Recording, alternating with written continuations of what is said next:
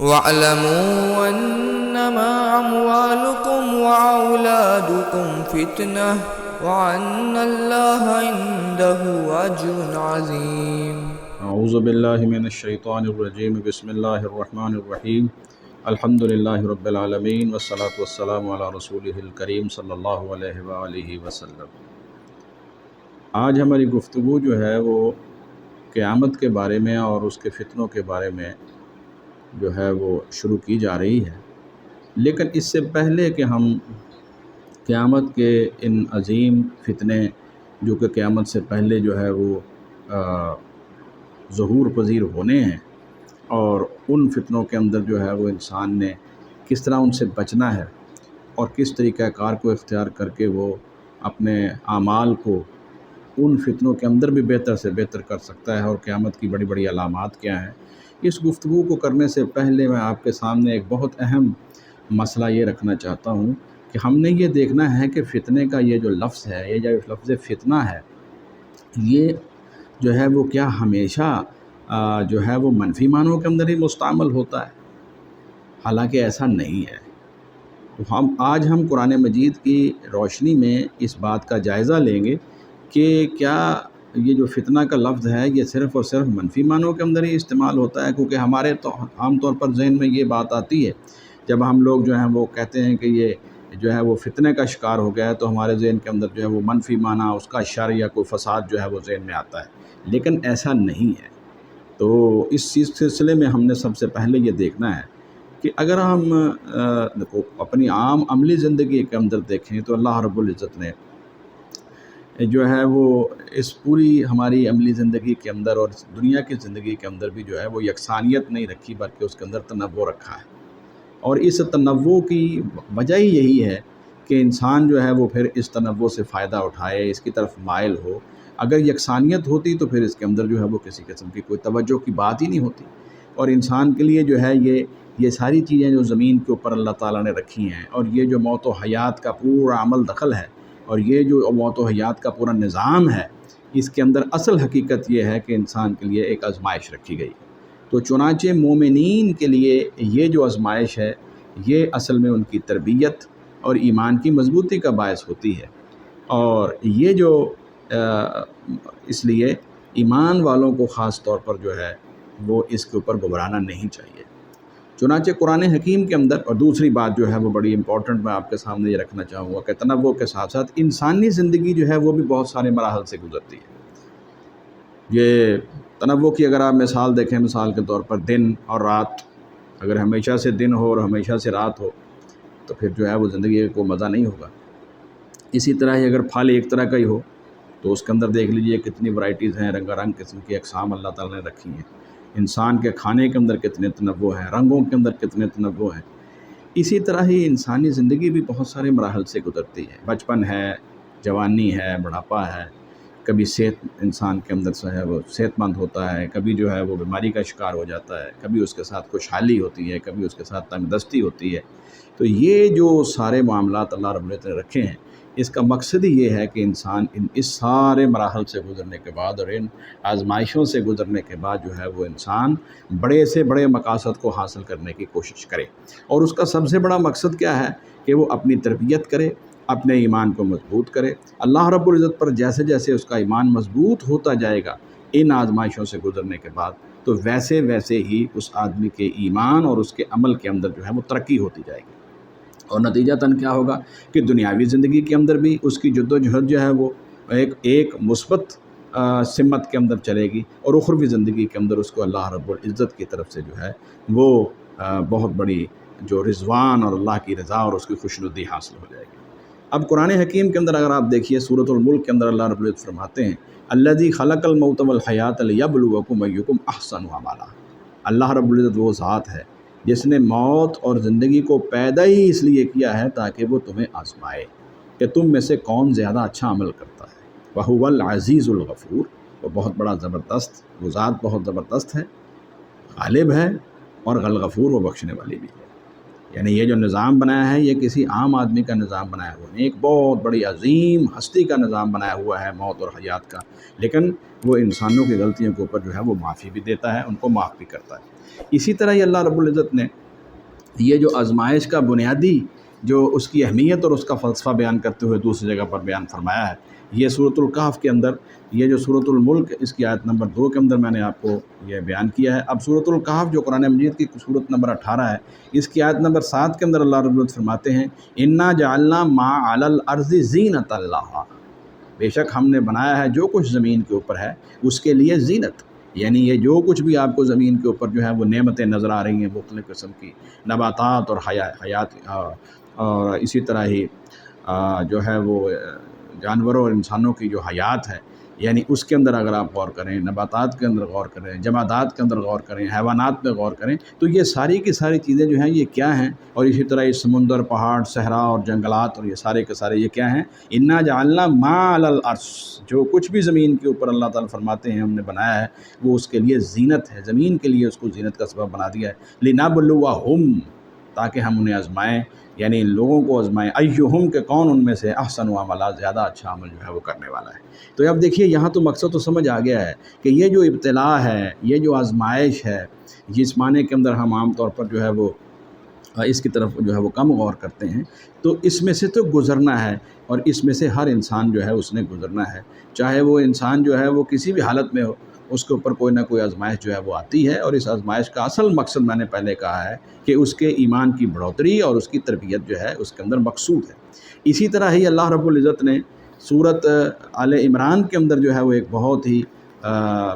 بہترین انداز کے ساتھ جو ہے وہ لوگوں کو یہ ساری باتیں سمجھائی ہیں۔ اللہ رب العزت فرماتے ہیں زُيِّنَ لِلنَّاسِ حُبُّ الشَّهَوَاتِ مِنَ النِّسَاءِ، لوگوں کے لیے جو ہے وہ ہم نے جو ہے وہ محبت ڈال دی ہے ان خواہشات کی، کون کون سی، من النساء، عورتوں کی طرف، عورتوں میں سے، والبنین، اور بیٹوں میں سے، والقناطیر المقنطرۃ، اور جمع کیے ہوئے خزانوں میں سے، من الذہب، سونے کے، والفضۃ، اور چاندی کے، والخیل المصومۃ، اور نشان زدہ گھوڑوں کے اندر اللہ رب العزت نے جو ہے وہ زینت رکھتی ہے، اور آج کل آپ دیکھیں کہ بڑی بڑی گاڑیاں اس سے مراد ہیں، والانعام، اور چوپاؤں میں، والحرث، اور کھیتی۔ یہ جو اینیمل ہسبینڈری کی ایک بہت بڑی جو آپ دیکھیں کہ انڈسٹری ہے، اس کے اندر جو ہے وہ انعام جو ہیں وہ چوپائے جانور پالے جاتے ہیں، اور اس کے لیے ظاہر ہے بہت بڑی بڑی کھیتیاں چاہیے ان کے چارے کے لیے بھی، اور پھلوں اور سبزیوں کو اگانے کے لیے بھی۔ یہ ساری باتیں اللہ نے بیان کرنے کے بعد فرماتے ہیں، ذرا غور کرنے والی بات ہے، یہ جو حب الشہوات ہیں، یعنی انسان کی نفسانی خواہشات کے اندر جو محبت ڈال دی گئی ہے، عورتوں کے ساتھ، بیٹوں کے ساتھ، سونے چاندی کے خزانوں کے ساتھ، نشان زدہ گھوڑوں کے ساتھ، اور چوپاؤں کے ساتھ، اور کھیتیوں کے ساتھ، یہ جو ڈال دی گئی ہے، اللہ فرماتے ہیں ذالک متاع الحیات الدنیا، یہ دیکھیے یہ ذالک متاع الحیات الدنیا، یہ تو صرف دنیاوی زندگی کا ایک تھوڑا سا سامان ہے۔ متاع اصل میں عربی زبان کے اندر جو ہے وہ اس چیز کے بارے میں کہا جاتا ہے جو عام طور پر استعمال کرنے کے بعد ضائع کر دی جائے، یا بہت ہی کوئی گھٹیا اور حقیر چیز ہو۔ مثال کے طور پر آپ گھر کے اندر جو ہے وہ ایک کپڑا رکھتے ہیں، اور اس کپڑے کے ساتھ جو ہے وہ آپ صفائی وغیرہ کرتے ہیں، اور پھر اس کے بعد جو ہے وہ اس کو دور پھینک دیتے ہیں۔ یہ اصل میں گھر کی باقی سامان کے مقابلے میں وہ متاع ہے۔ اسی طرح آخرت کے مقابلے میں اللہ رب العزت فرماتے ہیں کہ یہ دنیا کا سارے کا سارا سامان جو ہے یہ متاع ہے، اس کو بہت زیادہ اہمیت نہ دو، اس کو اختیار کرو، اور یہ جو محبتیں رکھی ہیں اس کا مقصد یہ ہے کہ دنیاوی زندگی کے اندر یہ نظام آگے بڑھے۔ اگر جو ہے یہ اس طرح کی محبت اور اس طرح کی جو ہے وہ اللہ رب العزت اس کی طرف میلان نہ رکھا ہوتا ہے انسانی فطرت کے اندر، تو کیا یہ دنیا کا نظام جو ہے وہ چلتا؟ اب آپ لوگوں نے کیا کرنا ہے کہ میں نے اور آپ نے ان تمام چیزوں سے فائدہ اٹھانا ہے، لیکن ایک مقصد کے تحت۔ اس کو ہم نے جو ہے وہ دنیاوی زندگی کا اپنا مقصد نہیں بنانا، اصل مقصد ہمارا جو ہے وہ اللہ رب العزت کی رضا ہے، ایمان ہے، دین اسلام کو قبول کرنا ہے، اور آخرت کی ہمیشہ کی کامیابی کو حاصل کرنا ہے۔ لیکن ان چیزوں کو ہم نے جو ہے وہ اللہ اور اس کے رسول صلی اللہ علیہ وسلم کے بتائے ہوئے طریقے کے مطابق اختیار کرنا ہے۔ اگر ہم اس کو اختیار کریں گے تو نتیجہ یہ نکلے گا کہ یہی چیزیں ہمارے لیے جو ہے وہ کیا بن جائیں گی؟ متاع حسنہ بن جائیں گی، جیسا کہ سورہ ہود کے اندر اللہ رب العزت فرماتے ہیں کہ ہم لوگ جو ہیں وہ پھر اس کو متاع حسنہ بنا دیتے ہیں، یہی متاع ان کے لیے بہترین بن جاتی ہے اگر انسان جو ہے وہ اللہ اس کے رسول صلی اللہ علیہ وسلم کے بتائے ہوئے طریقے کے مطابق ان کو اختیار کرے گا، اور پھر جو ہے وہ ان طریقوں کے ساتھ ساتھ جو ہے وہ ان چیزوں کو کے اندر حلال اور حرام کی تمیز رکھے گا، تو تو یہ چیزیں ہمارے لیے جو ہے بہترین اجر کا سبب بن جائیں گے۔ اس لیے سب سے پہلی بات تو یہ ذہن میں رکھنی چاہیے کہ یہ جو آزمائش کا اصول اور اللہ رب العزت نے جو اپنی سنت بیان کی ہے، اس میں سے تو بہرحال انسان نے گزرنا ہے، اور وہ انسان جو بڑی کوشش کر کے، ہمت کر کے، اللہ رب العزت کی طرف رجوع کر کے اور دعائیں کر کے اور محنت کر کے گزرتا ہے، تو اللہ تعالیٰ ان آزمائشوں کے اوپر اس کو کامیابی بھی عطا فرماتے ہیں، ایمان میں اضافہ بھی ہوتا ہے اور اس کی تربیت بھی ہوتی ہے۔ اللہ رب العزت فرماتے ہیں ذالک متاع الحیات الدنیا، یہ دنیا کی زندگی کا سامان ہے، واللہ عندہ حسن المآب، اللہ تعالیٰ کے پاس اس کا بہت اچھا ٹھکانہ ہے۔ اب اس کا ذرا موازنہ کیا ہے قرآن مجید نے، قل انبئکم بخیر من ذالکم، اے محمد کریم صلی اللہ علیہ وسلم آپ فرما دیجئے کہ کیا میں تمہیں اس سے بہتر، یعنی یہ جو ساری باتیں اوپر بیان ہوئی ہیں، اس سے بہتر جو ہے وہ بتاؤں کہ کون سی چیزیں ان سے بہتر ہیں؟ للذین اتقوا عند ربہم جنات تجری من تحتہا الانہار، ان لوگوں کے لیے جنہوں نے تقوی اختیار کیا ہے، پرہیزگاری اختیار کی ہے، دنیا کی زندگی جو ہے وہ من چاہی نہیں گزاری، وہ ایسے نہیں ہے کہ وہ اپنے آپ کو مادر پدر آزاد سمجھتے تھے۔ تقوی کا معنی ہی یہی ہے کہ انہوں نے اللہ تعالیٰ کی نافرمانی سے بچے ہیں اور اللہ کے احکامات کی پیروی کی ہے۔ تو چنانچہ جس آدمی نے پھونک پھونک کر قدم رکھا ہے، بچ بچ کر زندگی گزاری ہے، پرہیزگاری جو ہے وہ اختیار کی ہے، وہ اللہ تعالیٰ کے سامنے جو ہے وہ جب پیش ہوگا اپنے ایمان اور تقوی کے ساتھ، تو فرمایا ان لوگوں کے لیے عند ربہم، ان کے رب کے ہاں جنات باغات ہیں، تجری من تحتہا الانہار خالدین فیہا، جن کے نیچے نہریں بہتی ہیں اور وہ ہمیشہ اس کے اندر رہیں گے، فی وازواج مطہرۃ، اور وہاں پاکیزہ بیویاں ان کے لیے ہوں گی، ورضوان من اللہ، اور تیسری بڑی چیز جو ہے وہ کیا ہے؟ اللہ تعالیٰ کی رضا اور خوشنودی وہاں پر ہوگی، رضامندی ہوگی کہ اللہ تعالیٰ جو ہے ان سے کبھی ناراض نہیں ہوں گے۔ تو یہ جو جنات تجری من تحتہا الانہار خالدین فیہا، نمبر 2 ازواج مطہر، اور نمبر 3 رضوان من اللہ، یہ بڑے بڑے انعامات ہیں جو کہ ان ساری دنیاوی لذات اور خواہشات اور محبتوں اور دنیاوی ان سارے وسائل اور نعمتوں سے بہت زیادہ بہتر ہیں۔ واللہ بصیر بالعباد، اللہ تعالیٰ اپنے بندوں کو خوب دیکھنے والا ہے کہ کون ان دنیاوی زندگیوں کے اندر جو ہے وہ لہو و لعب اور عیش و عشرت میں پڑا ہوا ہے، اور کون ہے جو بڑی ہی صبر کے ساتھ، پرہیزگاری کے ساتھ اور تقوی کی زندگی بسر کر رہا ہے۔ واللہ بصیر بالعباد، تو اللہ تعالیٰ جو ہے وہ اپنے بندوں کو خوب دیکھنے والا ہے، اور کون جو ہے وہ بہترین جو ہے وہ زندگی جو ہے وہ عمل والی زندگی اختیار کر رہا ہے، پرہیزگار والی زندگی اختیار کر رہا ہے۔ اور یہ لوگ کون ہیں؟ الذین یقولون ربنا اننا آمنا، یہ وہ لوگ ہیں جو کہتے ہیں کہ ہمارے رب ہم ایمان لے آئے ہیں، فاغفر لنا، لہذا تو ہمیں بخش دے، ذنوبنا، ہمارے گناہوں کو، وقنا عذاب النار، اور ہمیں آگ کے عذاب سے بچا دے۔ تو یہ ایمان لانا اور اپنے گناہوں کو دنیا کی زندگی کے اندر بخشوا لینا اور اللہ سے عذاب جو ہے وہ آگ کے عذاب سے جو ہے وہ بچنے کی دعا کرنا، یہی اصل میں بڑی کامیابی ہے۔ اور ان کی صفات بیان کی گئی ہیں کہ دنیا کی زندگی میں رہتے ہوئے یہ ساری چیزوں کو استعمال بھی کرتے ہیں، لیکن حلال حرام کی تمیز کے ساتھ، غلط صحیح کی تمیز کے ساتھ، اللہ اور اس کے رسول صلی اللہ علیہ وسلم کے بتائے ہوئے طریقے کے مطابق۔ فرماتے ہیں الصابرین،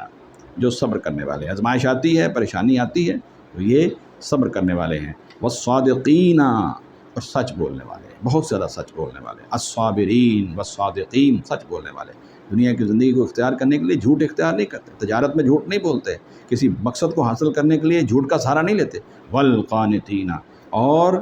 فرما بردار رہنے والے، ہر وقت اللہ تعالیٰ کا حکم بجا لانے والے ہیں، والمنفقین، اور پھر ان سارے وسائل اور ان ساری چیزوں کو جب اللہ تعالیٰ اپنی خاص رحمت اور فضل سے ان کو عطا کر دیتے ہیں، تو وہ اس کے اوپر جو ہے وہ بالکل غرور اور تکبر کا مظاہرہ نہیں کرتے۔ وہ یہ نہیں کہتے کہ یہ میرے اپنے فن اور میری اپنی محنت اور میرے اپنے علم کا نتیجہ ہے کہ مجھے یہ ساری چیزیں مل گئی، نہیں، یہ تو اللہ تعالیٰ کا فضل تھا، یہ رزق اصل میں اللہ تعالیٰ کا فضل ہے۔ فرمایا وہ اس میں سے والمنفقین، اللہ کے راستے میں زکوٰۃ، صدقات اور فی سبیل اللہ خرچ کرتے ہیں، والمستغفرین بالاسحار، اور یہ سارے اچھے اعمال کرنے کے باوجود وہ سحری کے وقت میں، صبح کے وقت، تہجد کے وقت جو ہے وہ اللہ تعالیٰ سے مغفرت بھی طلب کرنے والے ہیں۔ یہ سورہ آل عمران کا مقام، سورہ کہف اور سورہ ملک، اس کے اندر یہ بات بتائی جا رہی ہے کہ یہ سارے کے سارے جو اللہ رب العزت نے دنیاوی زندگی جو ہے وہ پیدا کیوں کی ہے، اس کے وسائل ہمیں کیوں عطا کیے ہیں، اصل مقصد یہ ہے کہ دیکھا جائے کہ انسانوں کو آزمایا جائے، کون اللہ رب العزت کی طرف رجوع کرتا ہے اور کون جو ہے وہ اس سے دور جاتا ہے۔ امیر المومنین سیدنا علی رضی اللہ تعالیٰ عنہ سے پوچھا گیا کہ امیر المومنین آپ یہ بتائیے کہ انسان کو کیسے اس بات کا پتہ چلے گا کہ یہ آزمائش جو ہے یہ اس کے لیے جو ہے وہ باعث رحمت و فضل ہے، یا یہ آزمائش اس کے لیے جو ہے وہ شر اور فساد کا باعث ہے۔ تو آپ نے فرمایا کہ دیکھو، اگر آزمائش کے آنے کے بعد انسان اللہ رب العزت کی طرف رجوع اس کا بڑھ جائے، وہ اللہ کے قریب ہو جائے، تو سمجھو کہ یہ آزمائش جو ہے یہ اس کے لیے بہتر اور باعث رحمت ہے۔ اور اگر وہ آزمائش اس کو جو ہے وہ دور لے گئی ہے اللہ تعالیٰ سے، سمجھو کہ نافرمانی اس کی نعوذ باللہ بڑھ گئی ہے، تو اس کا مطلب یہ ہے کہ وہ یہ آزمائش اس کے لیے شر اور فساد کا باعث ہے۔